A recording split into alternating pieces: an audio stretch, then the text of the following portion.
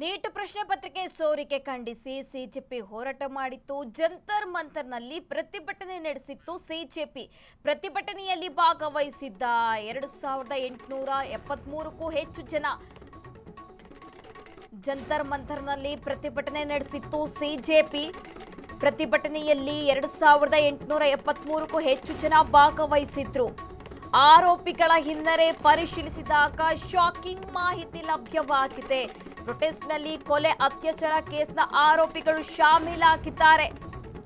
989 ಮಂದಿ ಮೇಲೆ ಈ ಹಿಂದೆ ಕೊಲೆ ಪ್ರಯತ್ನ ಆಗಿತ್ತು. ಕಳ್ಳತನ, ಅತ್ಯಾಚಾರ, ಅಪಹರಣ ಕೇಸ್ ದಾಖಲು ಪತ್ತೆಯಾಗಿದೆ.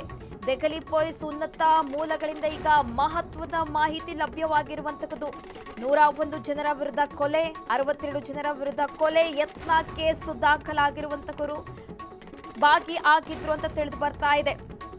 ಹಾಗೆ 284 ಮಂದಿ ವಿರುದ್ಧ ದರೋಡೆ, 19 ಜನರ ವಿರುದ್ಧ ಅಪಹರಣ ಕೇಸು ದಾಖಲಾಗಿತ್ತು. ಈ ಹಿಂದೆ ಅಪರಾಧ ಪ್ರಕರಣ ದಾಖಲಾಗಿರುವುದು ಇದೀಗ ಪತ್ತೆಯಾಗಿದೆ. ನೀಟ್ ಪ್ರಶ್ನೆ ಪತ್ರಿಕೆ ಸೋರಿಕೆ ಖಂಡಿಸಿ ಸಿಜೆಪಿ ಜಂತರ್ ಮಂತರ್ನಲ್ಲಿ ಪ್ರತಿಭಟನೆ ನಡೆಸಿತ್ತು. ಪ್ರತಿಭಟನೆಯಲ್ಲಿ 2873ಕ್ಕೂ ಹೆಚ್ಚು ಜನ ಭಾಗವಹಿಸಿದ್ರು. ಈ ಆರೋಪಿಗಳ ಹಿನ್ನೆಲೆ ಪರಿಶೀಲನೆ ಮಾಡಿದಾಗ ಶಾಕಿಂಗ್ ಮಾಹಿತಿ ಲಭ್ಯವಾಗಿದೆ. ಈ ಪ್ರತಿಭಟನೆಯಲ್ಲಿ ಕೊಲೆ, ಅತ್ಯಾಚಾರ ಕೇಸ್ನ ಆರೋಪಿಗಳು ಶಾಮೀಲ್ ಆಗಿದ್ರು ಅಂತ ಈಗ ತಿಳಿದು ಬರ್ತಾ ಇದೆ.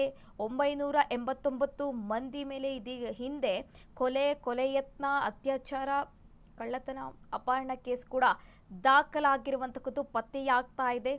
ದೆಹಲಿ ಪೊಲೀಸ್ ಉನ್ನತ ಮಾಹಿತಿ ಮೂಲಗಳಿಂದ ಇದೀಗ ಮಹತ್ವದ ಮಾಹಿತಿ ಲಭ್ಯವಾಗಿರುವಂತದ್ದು.